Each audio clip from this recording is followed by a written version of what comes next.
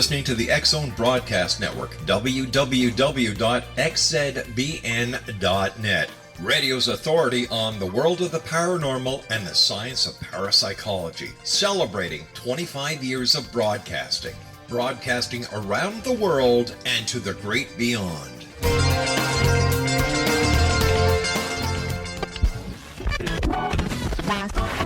All Hit Radio.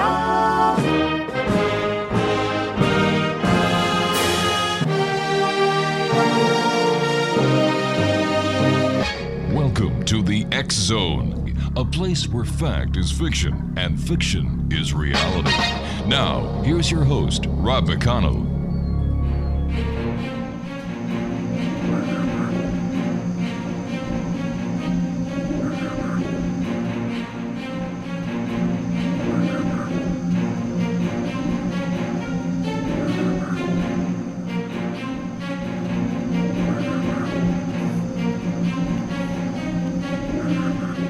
Welcome back, everyone. This is the X-Zone. I am Rob McConnell. We're coming to you from our broadcast center in Hamilton, Ontario, Canada. Worldwide, toll-free 800-610-7035. Email xzone@xzoneradiotv.com. On all social media sites, X-Zone Radio TV. And our main website where you can listen to the X-Zone, 7/24/365, as well as the live show Monday through Friday from 8 p.m. until midnight. www.xzoneradiotv.com. And don't forget, you can also watch the first season of the X-Zone TV show at xzonetv.com. My guest this hour is Donald B. Carroll. He spent his career working in fire and rescue as a district chief, academy instructor, and paramedic. Now, during those 30 years, he raised a family and pursued the meaning of life through extended study into the Edgar Cayce readings and other spiritual, scientific, and philosophical materials. He spent 10 years researching and writing this new book, Sacred Geometry and Spiritual Symbolism, The Blueprint for Creation, which was published by Fourth Dimension Press, an imprint of ARE Press. Today, Donald is a regular speaker and writer of metaphysical topics from Cayce to Kundalini. He is also an international tour leader for Nonprofit Association for Research and Enlightenment, visiting sites of spiritual nature across the world. He will be leading a tour to sacred and mystical sites in England in September of 2016, and you can learn all about these tours at edgarcayce.org or by visiting Donald's website, DonaldBCarroll.com. And Donald B. Carroll, welcome to the X-Zone. Well, Rob, thank you for inviting me. You're very kind, and please call me Don. All right, Don, tell me, I've got a lot of respect for the fire and rescue people. They do a fantastic job, so thank you for your service, first of all. But what was it that made or guided you to write about sacred geometry? Isn't that a little bit off base for fire and rescue people? Yeah, fire and rescue, you're with what you deal with in emergencies. You're pretty pragmatic, but when you spend a career of about 33 years in it, and as we provided the paramedics, you deal with a lot of life and death and all the questions that come through with that. And I would say it's kind of not only been my journey even earlier than that, and that just helped extend it. I think it's humanity's journey about understanding that, we are more than, what our bodies here, our consciousness and our spirituality goes much further. So during that time, I, pursued it. And then as I retired, it gave me an opportunity to pursue it. And even as I was doing it then in much more detail. Bringing heaven and earth together in ourselves, humanity's journey. What does this mean? As I said, I see it as humanity's journey. We've heard the term before about bringing heaven and earth together, and really, if you look at spiritual traditions around the world, it's really what they're striving for. If you look at whether sacred sites or the concepts in the Bible, other places where they go to worship the high places because that's where heaven and earth came together. The axis mundis, that was symbolic of raising that higher consciousness, that spirituality within ourselves to become. In Western tradition would be, you might say, Western Christian tradition, become Christ-like would be the term. In Eastern traditions and in Hindu and Buddhist traditions, you become a bodhisattva, an enlightened one on earth, to bring that heaven and earth together while we're here and help others and evolve on our own path. You deal with sacred geometry and spiritualism, symbolism. Well, for our listeners who may be hearing about sacred geometry for the very first time, how would you describe it?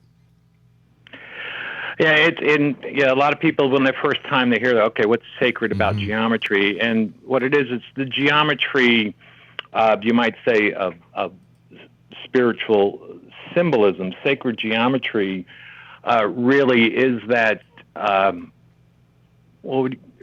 Listen, I'm going to give you a bit of a break here because we have to take our break. Sure. We'll be back on the other side of this commercial, X-Zone. Don't go away.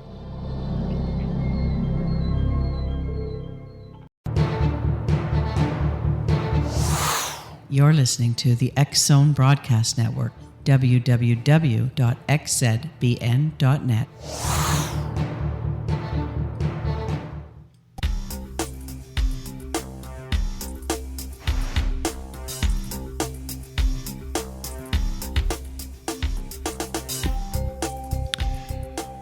Donald B. Carroll is our special guest this hour, X-Zone. We're talking about Donald's new book. It's entitled Sacred Geometry and Spiritual Symbolism, The Blueprint for Creation.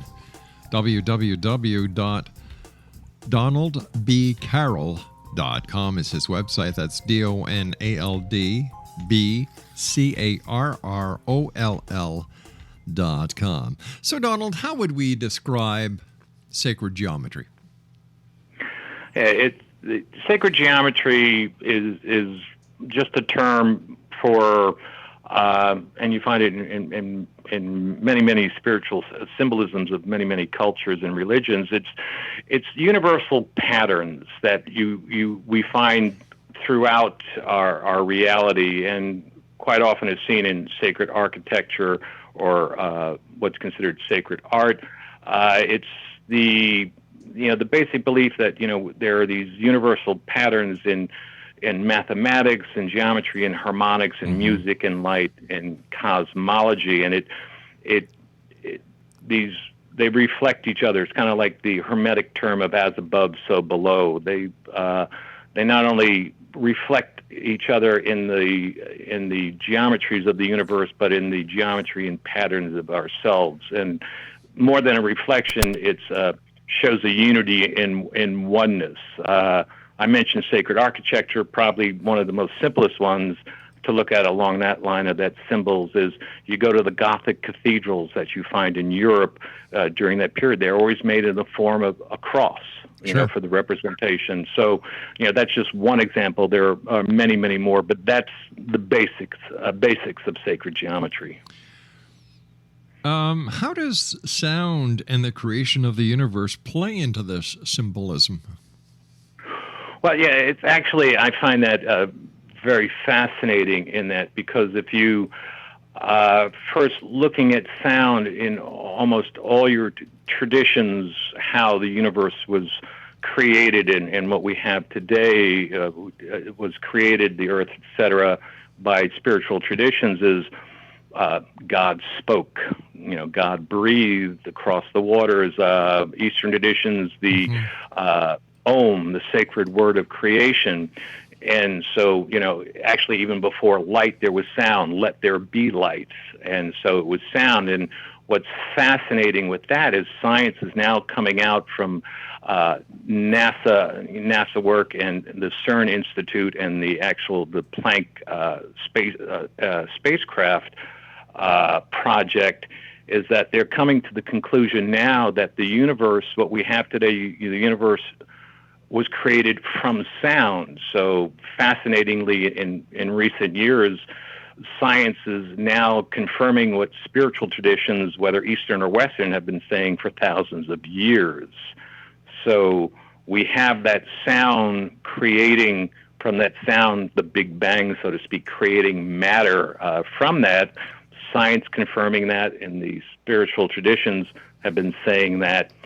And when you look at that, and as they describe it, it's kind of like ripples across a lake. If you threw a bunch of pebbles into a lake or a pond, and you get all these ripples, circular ripples going out in all ways and crisscrossing each other and creating spiritually these patterns, which would be from that, like the Vesica Pisces, very simple example, which is just two overlapping circles, and where they overlap creates that almond shape. In Italian, it's called the mandorla, but it creates that almond shape. And well, in the 15, 14, and even actually back to the 1100s, if you look in Christianity, in that petal almond shape, they would actually use that, and only two individuals were allowed to be put inside that shape, because it represented in sacred geometry the creative energy, the creative womb, goddess energy, so to speak. But the two people that were allowed in the Christian tradition to put in there was Jesus and his mother Mary, which is interesting because, Jesus, the Christ in the tradition, was the Son of Man and Son of God. So he brought heaven and earth together, and Mary brought God, birthed God onto earth. So she was another channel, so to speak, of bringing heaven and earth together. And again, here's these kind of ripples that are depicted. It's a very elegant way of what would be depicted the same way in science. And then Vesica Pisces is also known as a form generator. Very briefly, from those two overlapping circles, simply with a straight edge and a pencil, you can create all the polygons, which is the technical math term from the triangle to the square, pentagon, heptagon, septagon. So almost wave to particle in the science aspect of it, in which what science is saying, the universe being created from sound into matter, to the same thing spiritual traditions say. So could we say that the crop circles that are cropping up all over the place could be modern day sacred geometry or symbols?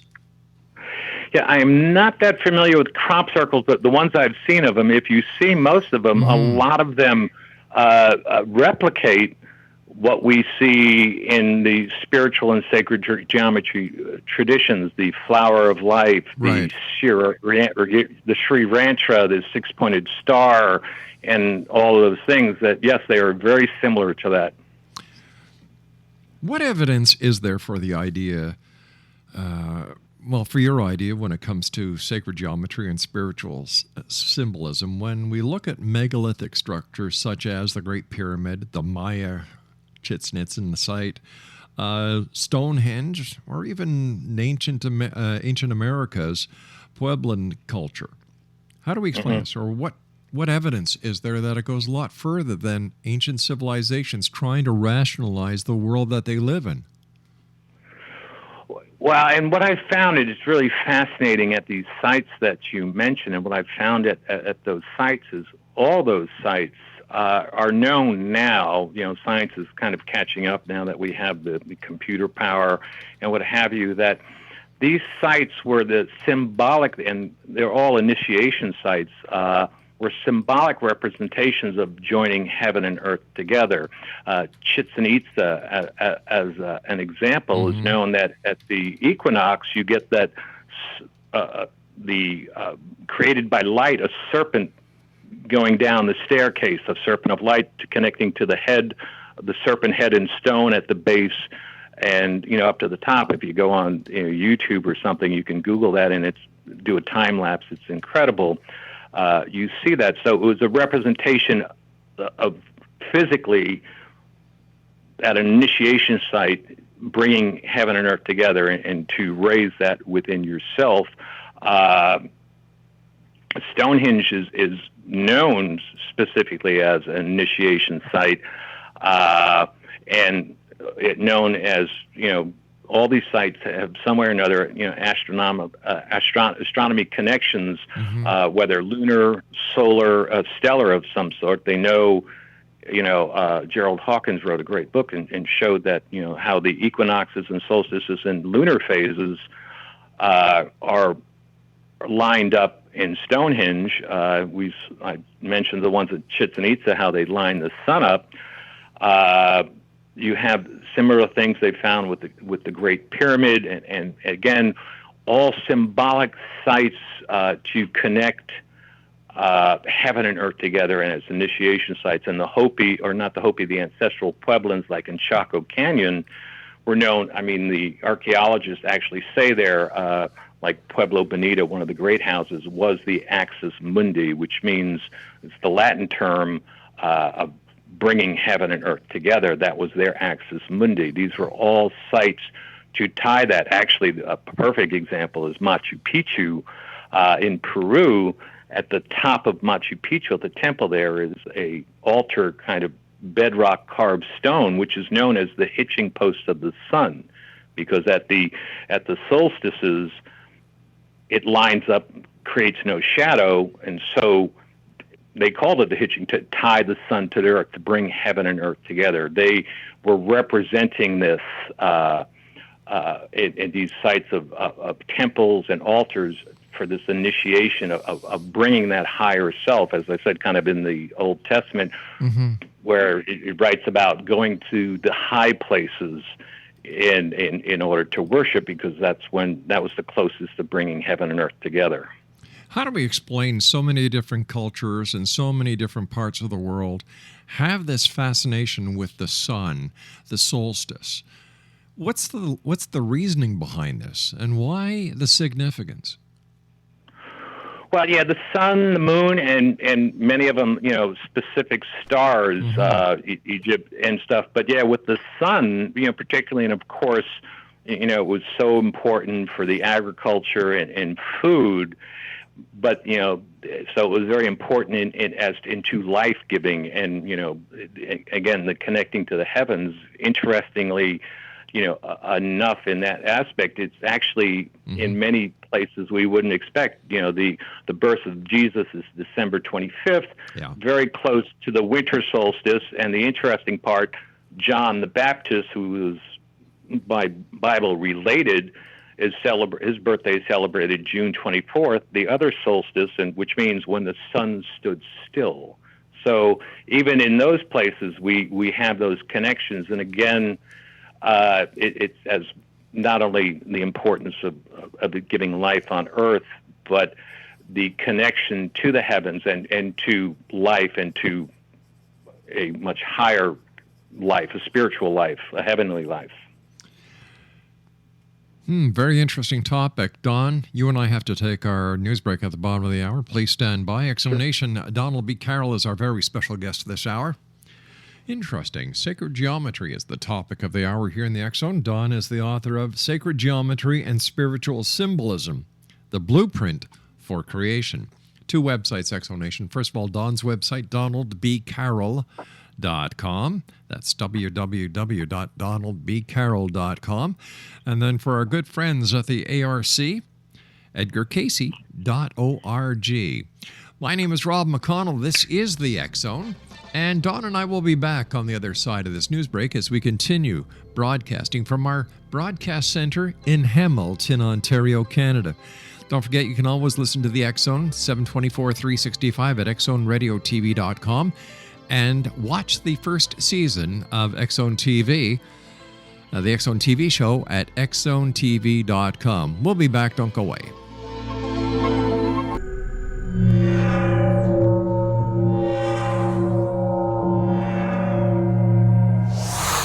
You're listening to the X-Zone Broadcast Network, www.xzbn.net.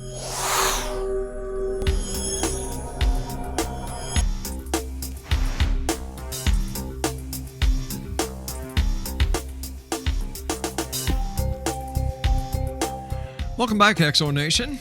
My guest this hour, very interesting gentleman. His name is Donald B. Carroll. He spent his career in fire and rescue as a district chief, academy instructor, and paramedic. And during those 30 years, he raised a family and pursued the meaning of life through extended study into the Edgar Cayce readings and other spiritual, scientific, and philosophical materials. He's the author of Sacred Geometry and Spiritual Symbolism, The Blueprint for Creation. A couple of websites, www.edgarcayce.org and Don's website at donaldbcarroll.com. So would you say then, Donald, that sacred geometry has actually confirmed the existence of Christ? Interesting question, because that's one of those biblical archaeology versus other archaeology debate. Yeah. And of course, Christ is an appellation. An appellation, it's not his name. The Anointed One, and it's the Western tradition of one raising one's higher consciousness into the universal or God consciousness, depending on the Christ consciousness, depending on what term you want to use. In Sure. the Eastern tradition, as I mentioned earlier, they would call them bodhisattvas, who have reached enlightenment on earth and helped others. For that there was a Jesus the Christ, I would say yes, but what sacred geometry does is show that concept of bringing heaven and earth together within ourselves, raising that consciousness into a Christ-like or bodhisattva-type consciousness, is a theme and a goal throughout the globe, whatever spiritual philosophy you have. There's a book called Cosmic Consciousness by a gentleman by the name of Burke, written in the early 1900s, about exactly that, where he lists something like 30 people he feel, Buddha, Christ, and others or Jesus, that reached that point. And it's even in the Bible, it says, it quotes that I've told you everything the Father's told me to his apostles. You can do things greater than I. That we all have that potential to be Christ or bodhisattvas if we allow ourselves. So do you think that based on the research that you've done into sacred geometry and spiritual symbolism, that there are more of these prophets or more of these spiritual leaders like Christ and like Buddha that are still to come before we reach the final plateau, before entering into the new age of spiritualism? I think yes, and I think it's a continuing cycle. I mean, human beings seem very linear thinking people, but if you look at nature and the world, everything shows that it's cyclical. Exactly. And some of your older cultures showed that it's not linear, folks. It's cyclical, that we'll go through these cycles. And as you said, we'll have, as we've had them in the past in different traditions, that that in the future we will have people that reach that point. My philosophy on life is very simple, very basic. Life is simple. We complicate it. And the best example I can give you of this is Mother Nature, in all her wisdom, has been showing us from day one that life is never ending. For example, you have the spring, the birth. You have the summer, the maturity. You have the fall, the older years. You have the winter, the elder years, and the passing. But then it doesn't stop. It goes right back to the spring and starts all over again. Now, what is so hard about understanding that concept? If that relates to nature, we are part of nature. Hello, the writing is on the wall. Yes.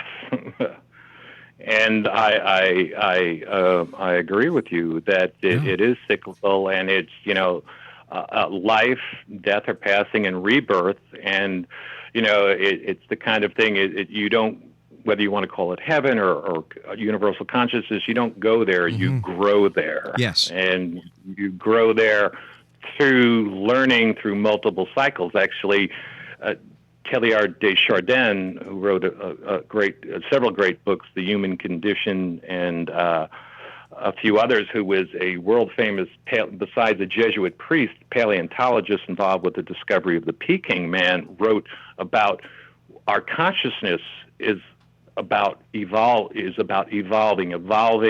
maturing into being able to be connected with a God consciousness, to be able to be mature enough to connect to it. He called it the new sphere, which is when consciousness is around the world are able to connect, reaching an omega point of where we're able to touch the Empyrean light or the God consciousness, but it's a matter of conscious evolvement. It's kind of like, I look at it as when people ask, well, how do we do that? It's like becoming that friend of that kind of universal consciousness, or a peer or co-creator, which some people are uncomfortable with. It's like when my children were growing up, when they were 5 or 6 years old, I loved them dearly, but they couldn't be a friend, a peer.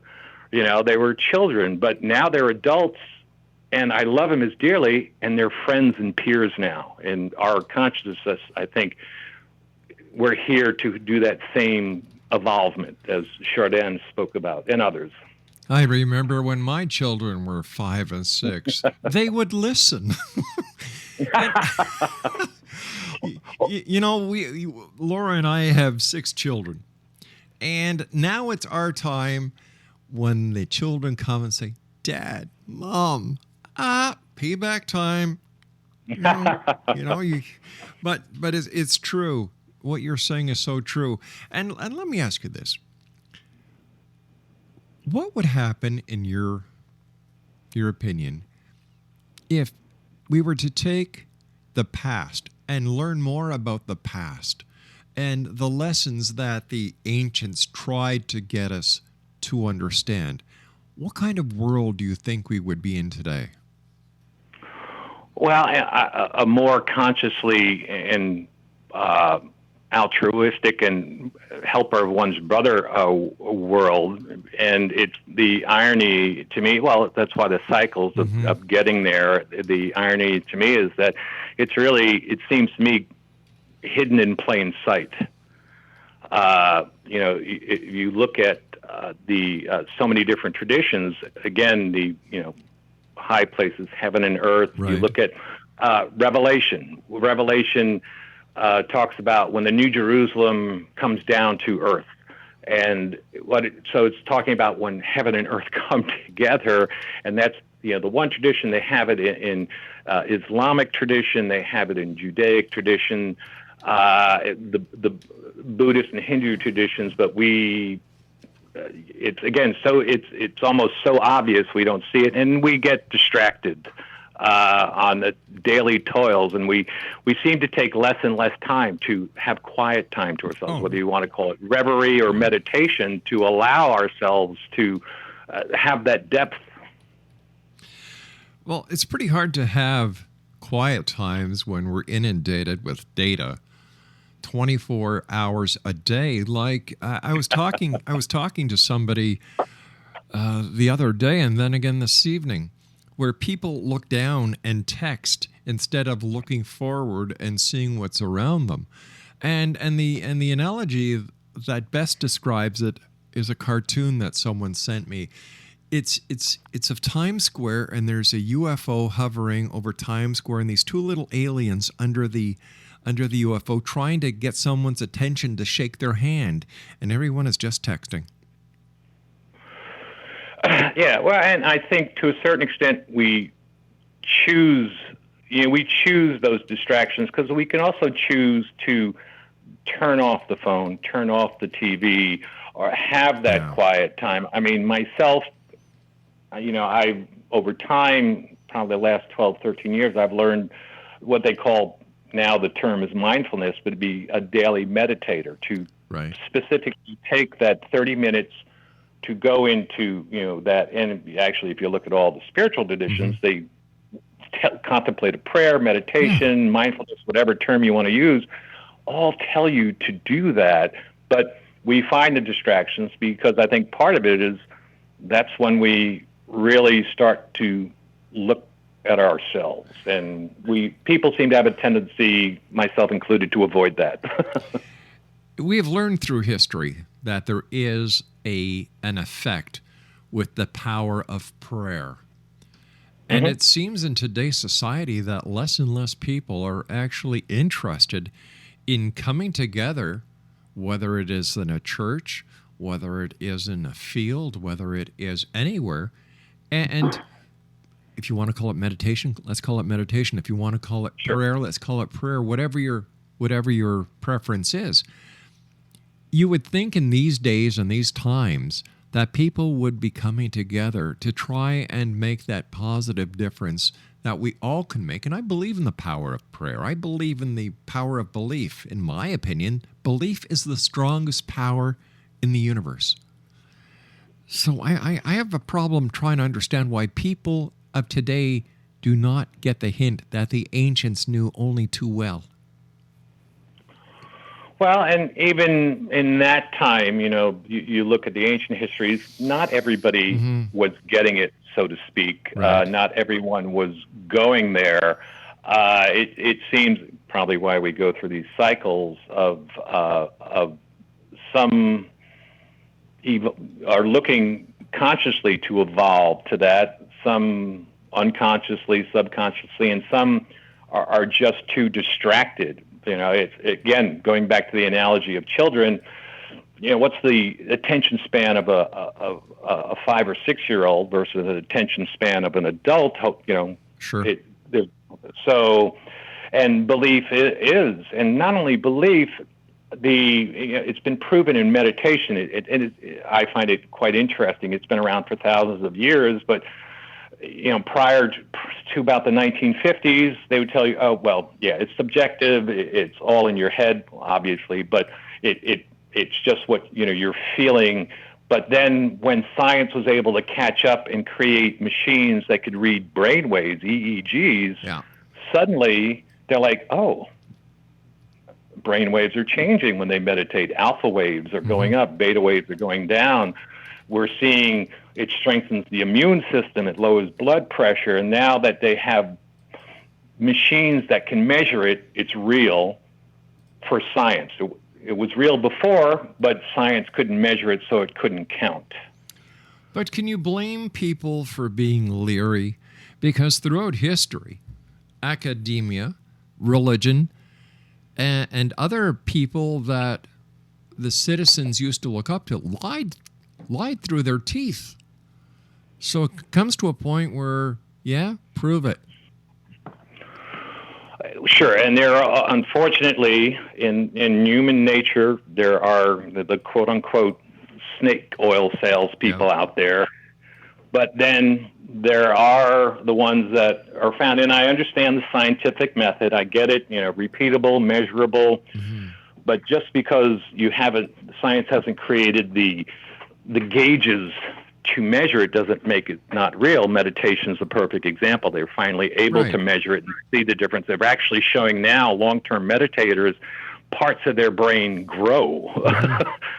And they're the higher consciousness, the higher thought processes parts. They're just now able to, through, PET scans and things, other aspects, able to actually, show that. But again, at the same time, you always are going to have people out there that are going to take advantage of very well-meaning, heartful people looking to raise it. And I think the other thing is that you deal with people that are on a spiritual path and are doing the right thing. But I think as it seems so often, and again, history shows it too.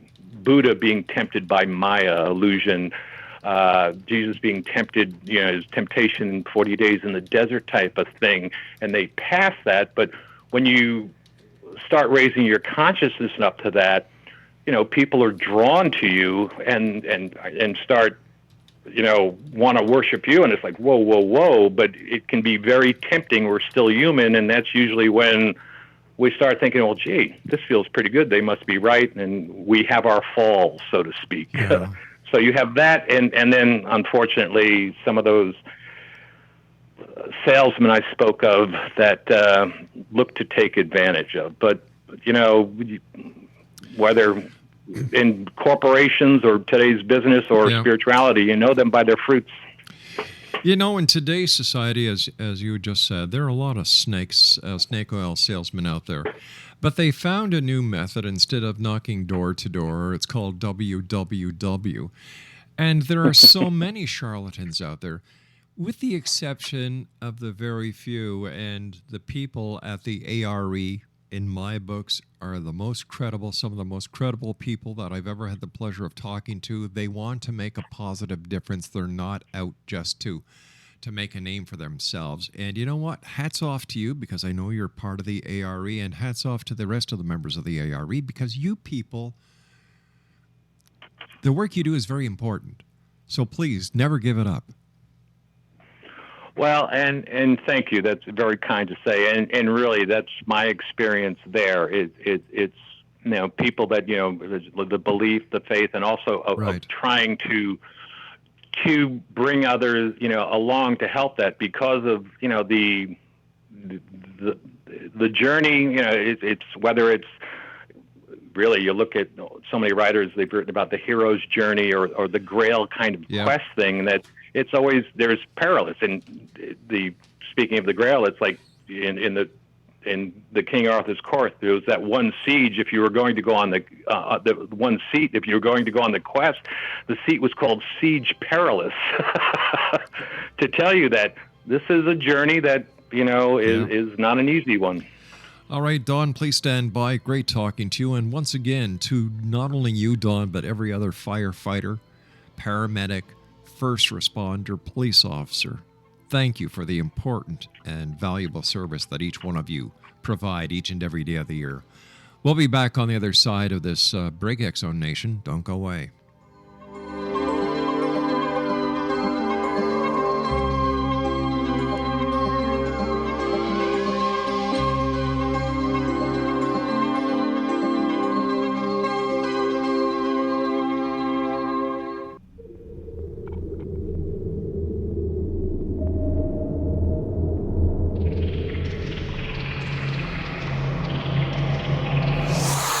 You're listening to the X Zone Broadcast Network, www.xzbn.net.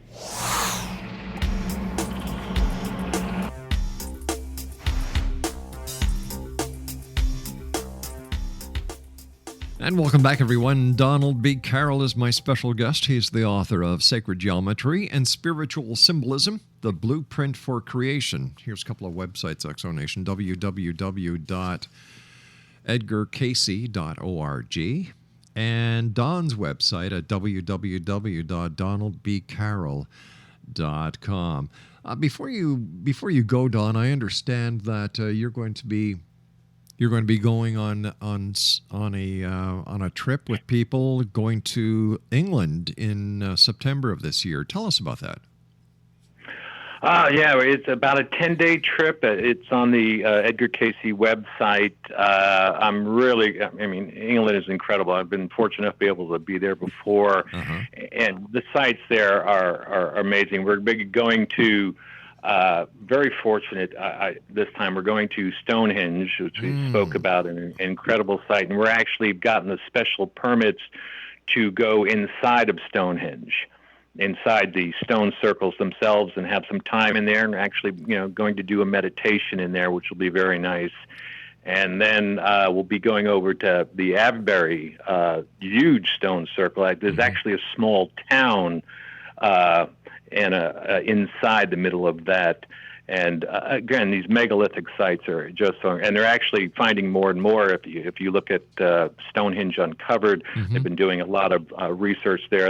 It's still buried, but they found what they call a super Stonehenge, 5 times the size of Stonehenge, through ground penetrating radar. So they're still discovering so much there. And then we're going to spend 3 days in Glastonbury, which is personally, Glastonbury is incredible. You have the Glastonbury tour up there that is this fascinating site. You know, there's much talk of the ley lines, the telluric lines that all connect there, and then there's the chalice well from the tradition of Joseph of Arimathea, bringing over not only the chalice from Jesus from the Middle East, but also Mary. That's right. And then you have the Glastonbury Abbey, which is incredible. And we're going to have 3 days there, so you can really explore and appreciate the site, along with going to Stratford-on-Avon, where Shakespeare was from, and some other megalithic sites that aren't on the general path, along with Silbury Hill, which is this amazing megalithic made hill, the largest one in Europe, man-made, that's connected, evidence showing it connected to Stonehenge and the Uffington horse chalk carving in the side of one of the mountains there. It's just, it's really, there is the ancient sites in England are really, and the history there is really incredible. Fascinating. Don, thank you ever so much for coming on the show tonight. It's been a great pleasure talking to you. Come on, give your book a final plug in your websites. Come on, you can do it. Well, yeah, thank you. Yeah, I'm not the best at that. It's it was 10 years of research, probably a lot of it trying to prove myself wrong, but it's about, sacred geometry and spiritual symbolism and how it creates this blueprint of creation. And my website, www.donaldbcarroll.com, which I've written other articles that I've posted on there, and the Edgar Casey website, where there's some of the stuff I've written on there, edgarcasey.org, along with the information for that England tour coming up this September. Don, take care of yourself. Congratulations on a book well done. It's been a pleasure talking to you, and please, my very best to all the great people at the ARE. I will, Rob. Thank you very much. Good night, sir. I'll be back on the other side of this commercial break, Exo Nation, as we continue live and around the world from our broadcast center.